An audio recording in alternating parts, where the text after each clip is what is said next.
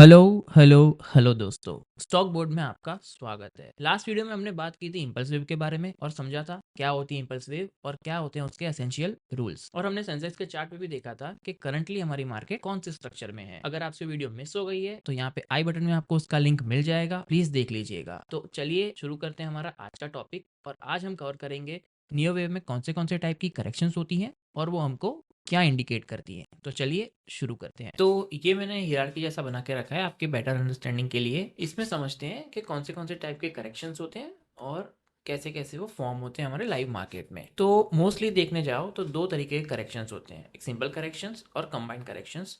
अब combined corrections जब आप देखोगे ना तो आप ये फाउंड करोगे कि वो सिंपल करेक्शन के अलग अलग वेरिएशंस ही बने हुए हैं और कुछ नहीं है वो। तो अगर अपने सिंपल करेक्शन आप अच्छे से समझ गए तो कंबाइंड करेक्शन समझना बहुत ही आसान रहेगा, लेकिन उसे लाइव मार्केट में आइडेंटिफाई करना उतना ही मुश्किल है, मैं पहले ही बता रहा हूँ। ठीक है, तो आज के टॉपिक में मतलब आज की वीडियो में हम मोटा मोटी समझ लेते हैं कि ये जो बेसिक करेक्शंस हैं मतलब सिंपल करेक्शंस हैं जो कि तीन तरीके के होते हैं, फ्लैट, जिगजैग एंड ट्राइंगल्स।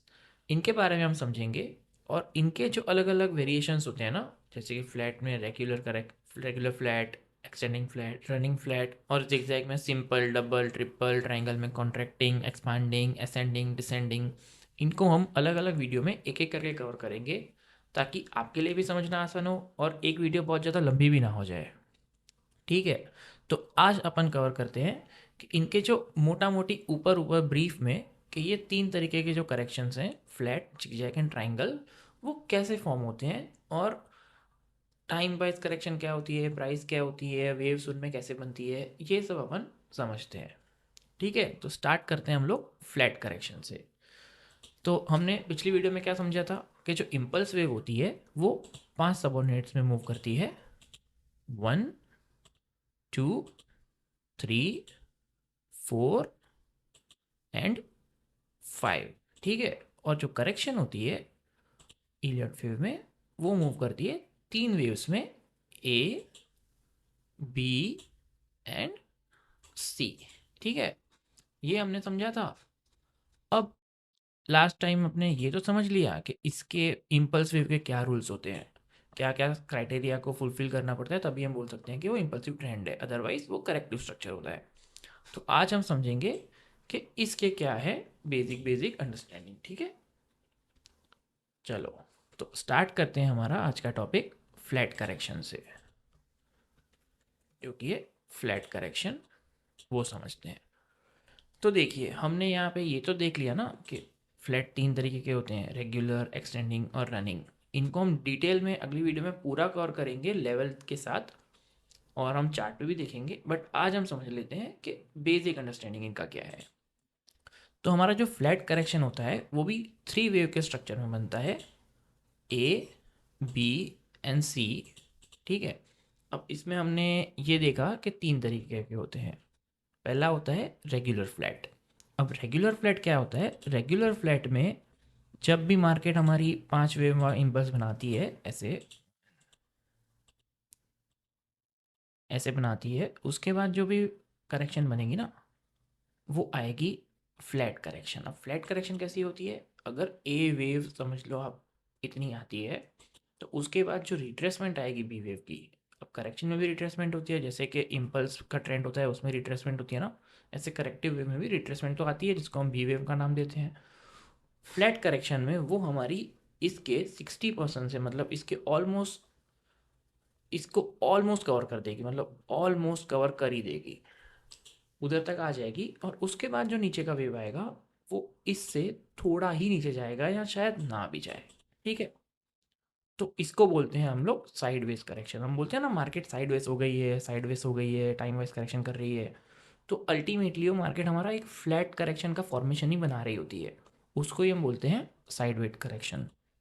तो अब इसमें एक हो गया रेगुलर फ्लैट ये वाला, जिसमें ए वेव नीचे आती है, उसके बाद बी ऑलमोस्ट उसके हाई तक जाती है और सी वेव वापस से इस ए के आसपास आके ख़त्म कर देती है।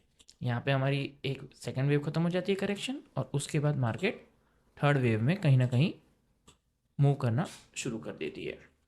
ठीक है, अब दूसरा वाला क्या था, रनिंग फ्लैट, ठीक है। अब रनिंग फ्लैट में क्या होता है ना, हमने लास्ट टाइम आपको याद होगा मैंने बताया था सेंसेक्स के चार्ट में कि जो हमारी लास्ट फोर्थ वेव बनी थी 2008 से लेके 2020 तक की, वो वाली एक रनिंग फ्लैट टाइप की करेक्शन थी, ठीक है। रनिंग फ्लैट में क्या होता है कि मार्केट, मतलब मैं दिखाता हूँ आपको। रनिंग फ्लैट में क्या होता है, ए वेव नीचे तो आती है, बट जो बी वेव होती है उसके बाद जो रिट्रेसमेंट, मतलब रिट्रेसमेंट भी नहीं कह सकते, मतलब वो बहुत एक्सटेंड कर जाती है, एक्सटेंड नहीं मतलब राइज कर जाती है, इस वाले जो पॉइंट होता है ना, इस वाले पॉइंट के भी काफ़ी ऊपर चली जाती है। और उसके बाद जो सी वेव बनती है वो इस वाले ए वाले पॉइंट के नीचे बिल्कुल भी नहीं आती। जैसे कि ये बी बनेगा ना, वो बी वेव इसके भी ऊपर चली जाएगी, इसके भी ऊपर चली जाएगी, और इसके नीचे बिल्कुल नहीं आएगी। हो सकता है वो यहाँ पे ख़त्म कर दे, यहाँ पे ख़त्म कर दे, यहाँ पे भी ख़त्म कर दे, बट मिनिमम रिक्वायरमेंट होती है कि इस वाली वेव का 38.2 तो आना ही आना होता है, मतलब आना ही आना होता है, उतना तो करना ही करना है। जैसे कि ये वाला वैसे हम फिब लगाएंगे ना, तो उसके ये वाले पॉइंट के तो नीचे आना ही होता है, उतना मिनिमम रिक्वायरमेंट होता है। बट मैं आपको जैसे कि मैंने कहा कि वो डिटेलिंग जो होती है लेवल टू लेवल, कि फिब लगा के कैसे देखने का, अभी इसमें भी लगाना होता है कि 618 तक आना ही चाहिए फ्लैट बनाने के लिए। तो वो मैं नेक्स्ट वीडियो में बहुत अच्छे से एक्सप्लेन करूँगा, बट इसमें हम तीनों एक बेसिक हम समझ रहे हैं, ठीक है। तो ये होता है हमारा इस तरीके का राइजिंग फ्लैट करेक्शन, जिसमें हम बी वेव हमारी एलोंगेटेड हो जाती है। अब इसमें और इम्पल्स वेव में जो मेन प्रॉब्लम आती है सारे ट्रेडर्स को, वो ये आती है कि हम कैसे आइडेंटिफाई करें कि ये करेक्शन है कि इम्पल्सिव वेव है। तो उसका बहुत ही सिंपल एक अंडरस्टैंडिंग है, आप सिंपल वो हिसाब लगा सकते हो, उससे पता चल जाएगा। वो ये है कि हमारी स्पीड, वो बताती है हमारी स्पीड। इम्पल्स की जो स्पीड होती है, इम्पल्स की जो स्पीड होती है ना, इम्पल्स की जो स्पीड होगी वो होगी बहुत फास्ट। मतलब जितने ये टाइम, जितना टाइम इसको लगा है ना नीचे आने में, उससे बहुत ही ज़्यादा कम, मतलब एटलीस्ट कम तो पक्का ही, मतलब उससे ज़्यादा टाइम कभी नहीं लगा, उससे ज़्यादा लग रहा है तो करेक्टिव है। उससे कम टाइम में ये वाला हाई क्रॉस हो जाता है, समझ रहे हो। इम्पल्स वेव में जब भी पुराना हाई क्रॉस होता है तो वो इस वाले करेक्शन के कम टाइम में ये हाई क्रॉस हो जाता है। लेकिन जो करेक्टिव स्ट्रक्चर होता है, अभी जैसे कि हमने ये बताया करेक्टिव वी बनती है, करेक्टिव वी भी बनेगी ना, करेक्टिव वी में ये वाला जो हाई है ना, ये वाला हाई, अब ये वाले को जितना टाइम लगा होगा ना, उससे ज़्यादा टाइम लगेगा ये बी वेव बनने में, क्योंकि बी वेव करेक्टिव वेव होती है, ना कि इम्पल्सिव वेव, ठीक है। ये पता चल गया राइजिंग फ्लैट कैसा होता है। अब अपन बात करते हैं हमारे एक्सटेंडेड फ्लैट की। तो एक्सटेंडेड फ्लैट क्या होता है, एक्सटेंडेड फ्लैट और राइजिंग फ्लैट में एक बहुत ही अच्छा वाला डिफरेंस है, मैं आपको एक्सप्लेन करता हूँ। ये हमारी इम्पल्स बन गई। अभी इम्पल्स के बाद जब एक्सटेंडेड फ्लैट बनना होगा ना, तो उसमें वो ए वेव में नीचे तो आएगा, और बी वेव जो होगी वो हमारी इसके ऊपर भी चली जाएगी, और अल्टीमेटली सी वेव इसके भी नीचे आ जाएगी, समझ रहे हो। अब मैं आपको इसके बाजू में वो वाला अपना राइजिंग वाला भी ड्रॉ करके बताता हूँ, राइजिंग फ्लैट ये बन रहा था, इस तरीके का हमारा राइजिंग बन रहा था। अब इसमें तो सी वेव इसके नीचे कभी नहीं आएगी, लेकिन एक्सटेंडेड में अब मैं बोल रहा हूँ कि इसके भी नीचे आ जाएगी, मतलब 0 पॉइंट के ऊपर भी चला जाएगा बी, और सी वेव जब बनेगी वो ए के नीचे भी आ जाएगी। अब ये चीज़ एक ट्रेडर आइडेंटिफाई करे तो कैसे करे, मेन क्वेश्चन तो वही है ना, मेन क्वेश्चन अल्टीमेटली वही है कि हम जब बन रही होगी लाइव मार्केट में, तो आप आइडेंटिफाई कैसे करोगे कि ये राइजिंग ही बन सकती है कि फिर बी वेव मतलब एक्सटेंडेड बन सकती है, मतलब नीचे भी आ सकता है, एक्सटेंडेड फ्लैट बन सकता है या राइजिंग फ्लैट बन सकता है। नॉर्मल फ्लैट में तो कोई प्रॉब्लम है ही नहीं, नॉर्मल फ्लैट तो मतलब इसके ज़्यादा ऊपर गया ही नहीं, तो बस नीचे आना है, मतलब वो नॉर्मल फ्लैट हो 618 के ऊपर गया नॉर्मल फ्लैट बन जाएगा, वो आसान है। लेकिन इन दोनों में एक बहुत बड़ा कन्फ्यूजन आता है, तो उसका मैं एक सिंपल आइडिया आपको दे देता हूँ, जैसे आपको पता चल जाएगा क्या करना है। वो ये है कि अगर हमारी बी वेव, अगर अगर हमारी बी वेव ये वाला जो पार्ट बन रहा है, ये वाला मतलब सॉरी ये नहीं, ये वाला पार्ट बन रहा है, मैं आपको मार्क करके बताता हूँ, ये वाला जो पार्ट बन रहा है, इस पे जब आप फिबोनाची लगाओगे, तो अगर ये बी वेव 38.2 के ऊपर निकल जाती है, मतलब ऑलमोस्ट ये एरियाज में कहीं ना आ जाती है, मतलब इसके 38.2 के ऊपर निकल जाती है, तो ये हो जाती है हमारी स्ट्रॉन्ग बी। स्ट्रॉन्ग बी जब भी हो जाएगी, जब भी स्ट्रॉन्ग बी बनेगी ना, तो सी वेव ए के नीचे नहीं आएगी। समझ गए? समझ गए मैं क्या बोल रहा हूँ? जब भी हमारी बी स्ट्रॉन्ग बन जाएगी, मतलब 38.2 के ज़्यादा ऊपर चली जाएगी, जब हम ऐसे फिबोनाची लगाएंगे ना, तो अगर ये 38.2 के ऊपर चली जाती है, अब ये ऊपर ज़्यादा भी जा सकती है, मैं ना नहीं बोल रहा हूँ, बट इसके ऊपर चली जाती है ना, तो बन जाएगी हमारी स्ट्रॉन्ग बी। और स्ट्रॉन्ग भी बन जाती है तो हमारी सी इसके नीचे नहीं आएगी, वो कहीं ना कहीं यहीं पे ख़त्म करेगी। इसका मतलब है कि ये बनेगा हमारा राइजिंग फ्लैट करेक्शन। ठीक है।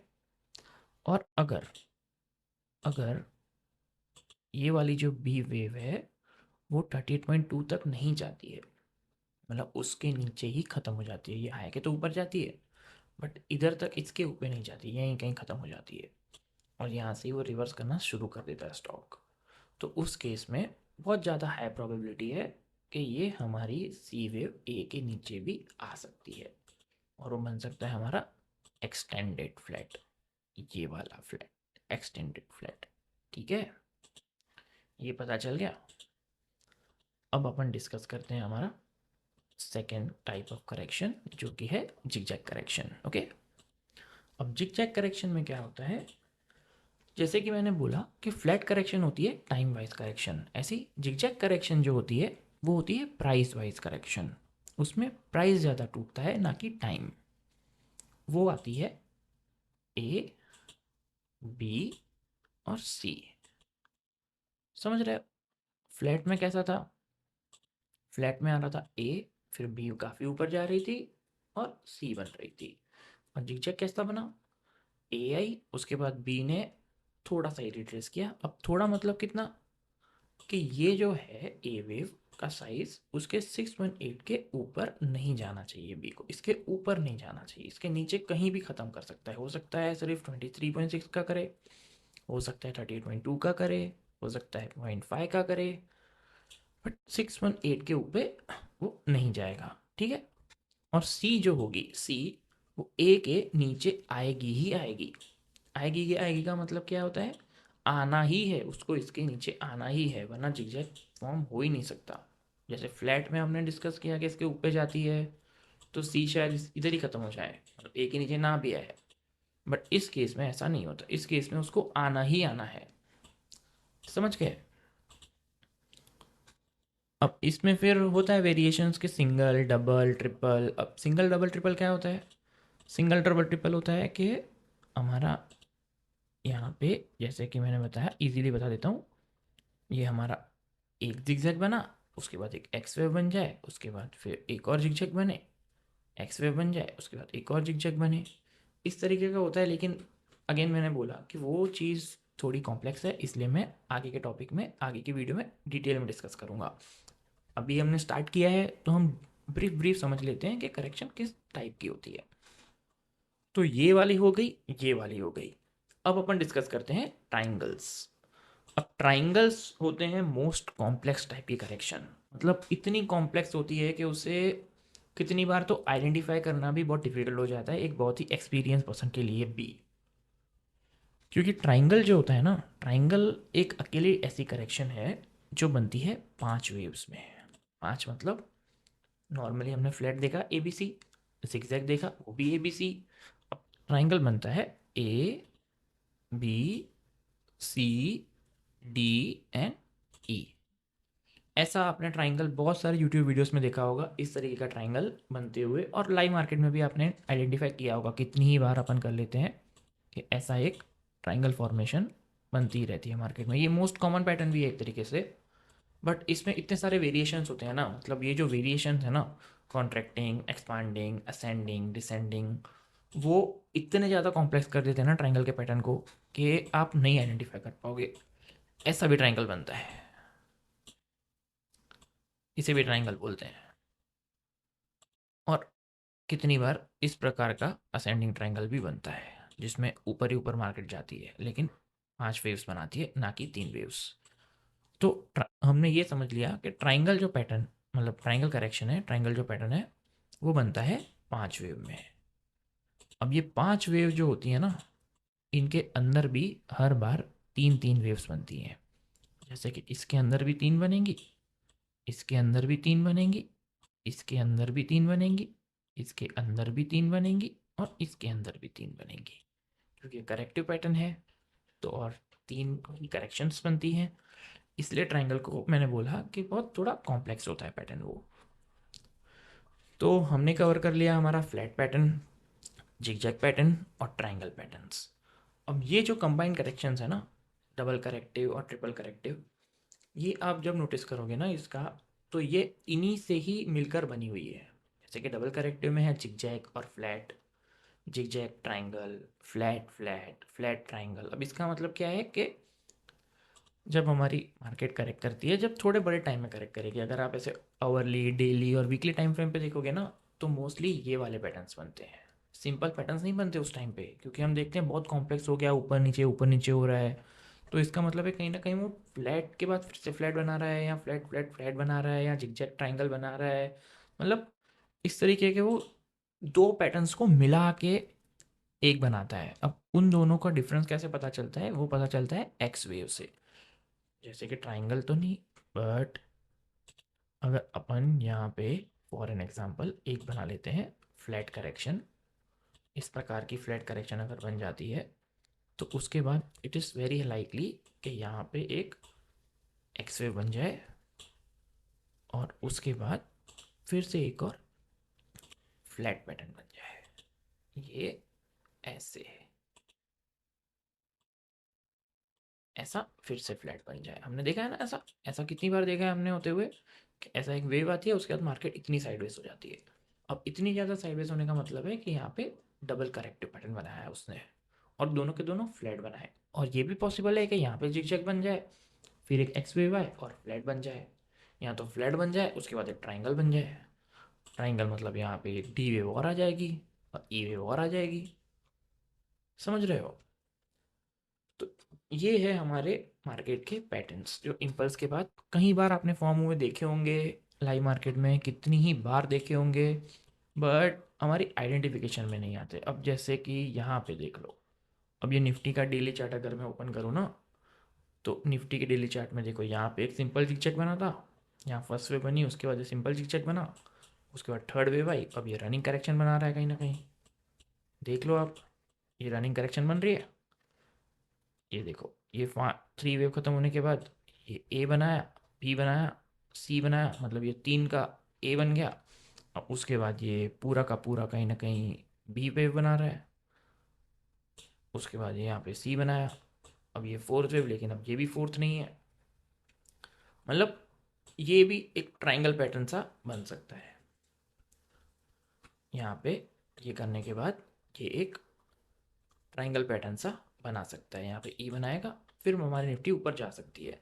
लेकिन इलियट वेव क्या है कि हमको चार्ट के साथ चार्ट को फॉलो करना होता है, मार्केट को फॉलो करना पड़ता है, ना कि उसके आगे। आगे चल के कोई मतलब नहीं है, मार्केट के आगे चलोगे ना तो कुचले जाओगे, और वो अपने को करना नहीं है। हमको मार्केट को फॉलो करना होता है। समझ रहे हो? तो ये हमारी 3 एक्सप्लेन हो गई। तो अगली बार हम क्या करेंगे, नेक्स्ट वीडियो में हम कोई भी एक टॉपिक उठा के, जैसे कि फ्लैट करेक्शन है, उसकी जो है 3 तरीके की हैं। उसके पहले मैं आपको फिबोनाकी लेवल्स लगाना भी सिखा दूंगा कि फिबोनाकी लगाते कैसे हैं, और उसमें कौन से लेवल पे कैसे मार्किंग करते हैं, कितनी रिट्रेसमेंट आती है, तो उसके बाद कितनी बड़ी वेव आने की प्रोबेबिलिटी है, ये सब हम समझेंगे। तो नेक्स्ट टॉपिक अपन रखते हैं फिबोनाकी रिट्रेसमेंट। मैं अच्छे से एक्सप्लेन कर दूंगा फिबोनाकी रिट्रेसमेंट कैसे करते हैं, और उसके बाद अपन चले जाएंगे ये flat pattern, zigzag pattern, triangle pattern, एक एक करके एक्सप्लेन कर लेंगे। ठीक है? तो मिलते हैं हम नेक्स्ट वीडियो में। अगर आपको ये वीडियो अच्छी लगी हो, थोड़ी भी इन्फॉर्मेटिव लगी हो, तो प्लीज़ इसे लाइक करें, शेयर करें और स्टॉक बोर्ड को सब्सक्राइब करें। Thank you and happy trading.